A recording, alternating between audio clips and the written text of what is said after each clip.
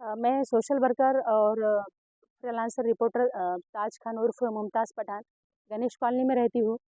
पता नहीं क्या बात है, ये कुदरत की तरफ से है या फिर ये मदद करने का जो जज़्बा है, ये एक क्या बोलते हैं उसको, एक हेल्प कॉल आती है मुझे। ये कुदरत की तरफ से आती है, खुद एनिमल की तरफ से आती है, मुझे नहीं पता। अब ये हेल्प कॉल तो डायरेक्ट घर तक आने लगी है। अब ऐसे ही कुछ हुआ है कि कल महिला दिन के उपलक्ष्य में दिन भर शहर में कार्यक्रम थे। व्यस्तता के बावजूद मैं बाहर थी, लेकिन मुझे मुर्गा कल मिल गया गली में। अब पुरानी मान्यता है, कोई उतार के फेंका है, कोई कह रहा है, और ये गली में रात भर बाजू के पड़ोसी ने इसको रात में सहारा दिया।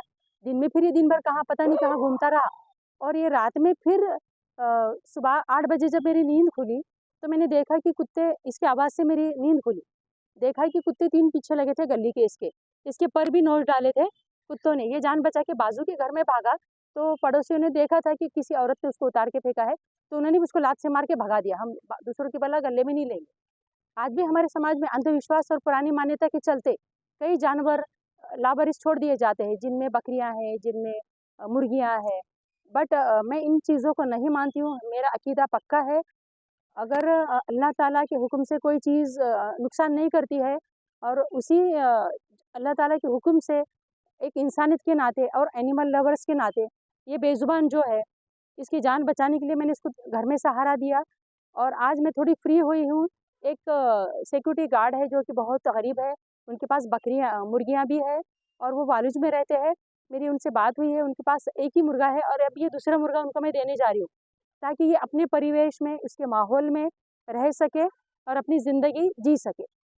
चाहते तो इसको बहुत सारे लोग माँग रहे थे मुझे, कोई 200 कोई 300 दे दो, हम इसको काट के खा लेंगे। बट मेरा ये कहना है कि बकरीद तो साल में 1 बार आती है, हम साल में 1 बार तो कुर्बानियाँ देते हैं। ये प्रेरणा आपको कहाँ से मिली? और इसके अलावा और कौन से आपने जानवर अभी तक? इसके पहले मैंने सबसे पहले वाक़या शुरू हुआ एक कुत्ते से। सुबह में 5 बजे एक कुत्ता बरनी गले में फँसाए हुए मेरे घर पे दस्तक दिया उसने।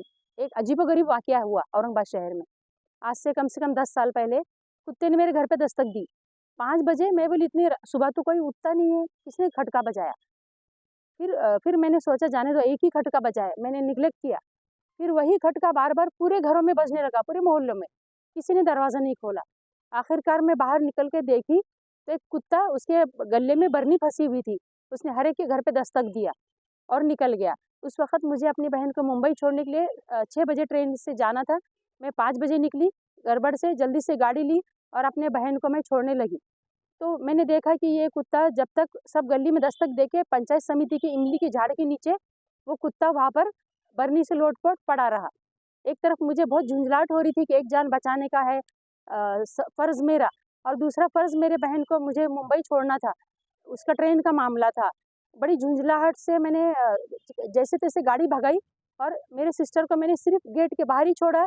उसको बोला अगर तुमको गाड़ी चलाना आती है तो शायद तुम अकेली चले जाते, लेकिन आज मुझे एक फ़र्ज़ को अंजाम देना था जो मैं नहीं दे पाई, तुम्हें छोड़ रही हूँ।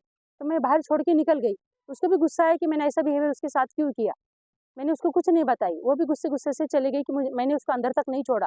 मैं तुरंत गाड़ी लेके भागी, तब तक पंचायत समिति में वो कुत्ता बेहाल लौट रहा था, उसकी साँसें अब खत्म होने को थी। एक मौलाना जा रहे थे, फजर का टाइम था, तो वो मौलाना को मैंने बोला, "मौलाना अपन ऐसा करते हैं कि ये कुत्ते की जान बचाते हैं, इसकी बरनी निकालते हैं।" तो फिर मौलाना ने जेब में से छोटा-सा फ्रूट काटने का नाइफ था, मैंने भी ज़िंदगी में कभी कुत्ते को हाथ नहीं लगाया था, और मौलाना साहब भी बोले कि मैंने भी हाथ नहीं लगाया, कुत्ता अपने को पकड़ लेगा तो कैसा करेंगे? बट मैंने अपना साइकोलॉजिकल लॉजिक लगाया, क्योंकि मेरा एमए साइकोलॉजी भी है, तो मैंने बोला कि वो उसकी जान खतरे में है, वो अपने को मुश्किल नहीं पहुँचाएगा, मैं बरनी पकड़ती हूँ, आप काटिए। तो मौलाना साहब ने चाकू निकाला, बरनी काटी, और मैंने फिर ऊपर से कुत्ते को पकड़ रखा, और वो बरनी का जब वो हिस्सा निकल गया कट के, तो फिर मौलाना साहब बोले कि अब वो लौट रहा था, ऑक्सीजन खत्म हो रही थी, तो बोले कि ये औरतें अपनी बुरखे वाली सब जा रही थी मॉर्निंग वॉक को, उनके हाथ में 1-1 लीटर की बॉटल थी, तो बोले जाओ उनके पास से पानी की बॉटल ले आओ।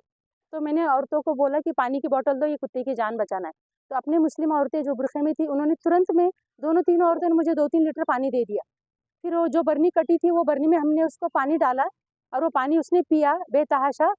और वो, फिर मैं मेरे काम पे निकल गई, मौलाना भी निकल गया। पता नहीं वो मौलाना कौन थे, कहाँ थे, चले गए।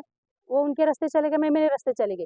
दूसरे दिन और अजीब-ओ-गरीब वाक़या हुआ कि सुबह में 5 बजे और वो कुत्ता आया और उसने दरवाज़ा खटखटाया। वो थैंक यू और शुक्रिया बोलना चाहता था। मैं भी बहुत सरप्राइज़ हो गई। फिर मैं अपने रूटीन के तहत अपने काम पे निकल गई। बाद में जब कई साल के बाद जब वो कुत्ता पंचायत समिति के अंदर फूड पॉइज़न का शिकार हो गया, तो मरने से पहले उस दिन मैं लोकपत्र पेपर को काम करती थी। पेपर का वर्धापन दिन था, रात के 12 बजे मेरा पेपर का वर्धापन दिन ख़त्म हुआ। उसके पहले मैंने कॉल किया, डॉक्टर मतीन को बोला कि जाके वो कुत्ता को पॉइज़न हो गया, आप दवा दीजिए। तो डॉक्टर वहाँ पर गए, लोकेशन जो बताया था, तो उसको उन्होंने मेडिसिन वगैरह नहीं दी है, बोले अब ख़त्म हो जाएगा, नहीं बचेगा। जैसा मेरा वर्धापन दिन ख़त्म हुआ लोकपत्र पेपर का, मैं तुरंत भागी, पहले वहाँ पर पहुँची, तब तक वो ज़िंदा था। आस-पास पूरे कुत्ते बैठे थे, छोटे-छोटे बच्चों। उसने उन सबको बताया, मैंने भी देखा, उसके बाद उसने दम तोड़ दिया। पता नहीं क्या बात है, उस तारीख से सारे कुत्ते मेरे पीछे-पीछे रहते हैं। अब आपका नाम? उसके बाद मुझे एक बतख मिला, बतख ऐसे ही पकड़े लेके जा रहे थे बतख को, तो फिर वो बतख मेरे हत्थे लग गया।